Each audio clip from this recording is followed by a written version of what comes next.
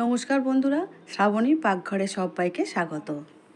আজকে আমার রেসিপি ইলিশ মাছ বেগুন আলু দিয়ে ঝোল।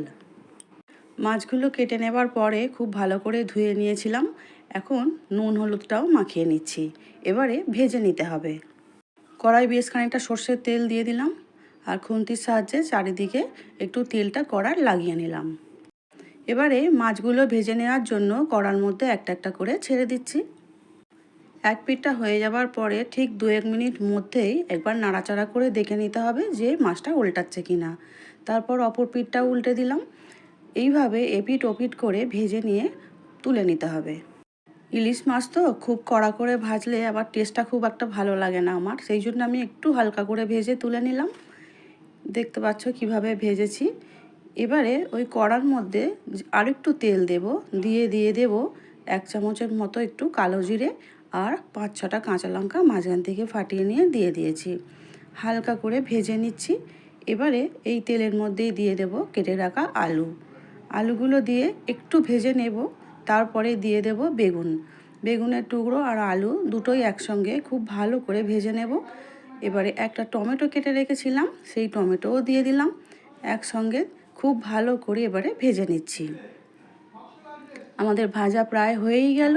এইবারে পরিমাণ মতো একটু ঝোল অনুযায়ী জল দিয়ে দিলাম 1 চামচ লঙ্কা গুঁড়ো, 1 চামচ হলুদ গুঁড়ো আর পরিমাণ মতো নুন। খুব ভালো করে আবারও মিশিয়ে দিয়ে ঢাকা দিয়ে দেব 10 মিনিটের জন্য আলু আর বেগুন সিদ্ধ হওয়ার জন্য। আর গ্যাসের জোরটা একটু এবারে কমিয়ে দেব। 10 মিনিট পর ফিরে এলাম।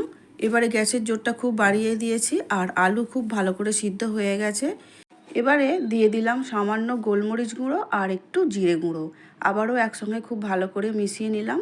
এবারে ভেজে রাখা মাছগুলো ঝোলের মধ্যে দিয়ে দেব। মাছগুলো ঝোলের মধ্যে দিয়ে দিয়েছি। এবারে খুন্তির সাহায্যে খুব ভালো করে একটু মিশিয়ে নেব আর আবারও 2 থেকে 3 মিনিট ঢাকা দিয়ে মাছগুলো ঝোলের সঙ্গে একটু ফুটিয়ে নেব। তাতে করে ঝোলটাও খেতে ভালো হয় আর মাছটাও একটু ভালো করে সুসিদ্ধ হয়ে গেল। 2 মিনিট পর ফিরে এলাম।